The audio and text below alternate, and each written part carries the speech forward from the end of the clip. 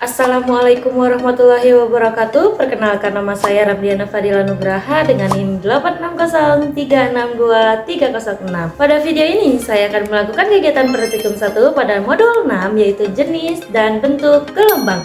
Dalam kehidupan sehari-hari kita sering menjumpai gelombang seperti gelombang air, suara, maupun getaran pada benda. Gelombang merupakan getaran yang merambat melalui suatu media. Pada praktikum ini, kita akan mempelajari jenis-jenis gelombang, yaitu gelombang transversal dan gelombang longitudinal, serta mengamati bagaimana bentuk gelombang tersebut. Alat dan bahan yang digunakan pada praktikum kali ini yaitu ada slinky, ada kabel listrik, dan karet gelang. Yang percobaan pertama yaitu percobaan gelombang transversal. Gelombang transversal adalah gelombang yang arah getarannya tegak lurus dengan arah rambatannya, berbentuk bukit dan lembah. Rentangkan selingki di lantai yang licin, lalu gerakan ujung selingki dengan cepat ke kiri dan ke kanan sehingga terbentuk gelombang yang merambat sepanjang selingki. Hasilnya terlihat adanya bagian yang naik dan turun. Bagian yang naik disebut bukit, sedangkan bagian yang turun disebut lembah.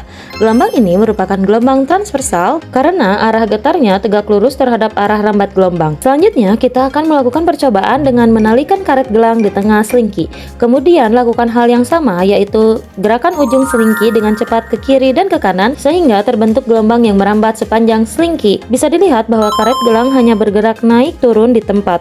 Hal ini menunjukkan bahwa yang merambat adalah energi gelombang, bukan benda. Percobaan yang kedua yaitu percobaan gelombang longitudinal. Gelombang longitudinal adalah gelombang yang arah getarannya sejajar dengan arah rambatannya, membentuk pola rapatan dan renggangan. Renggangkan selingki, lalu ujung selingki digerakkan ke depan dan ke belakang.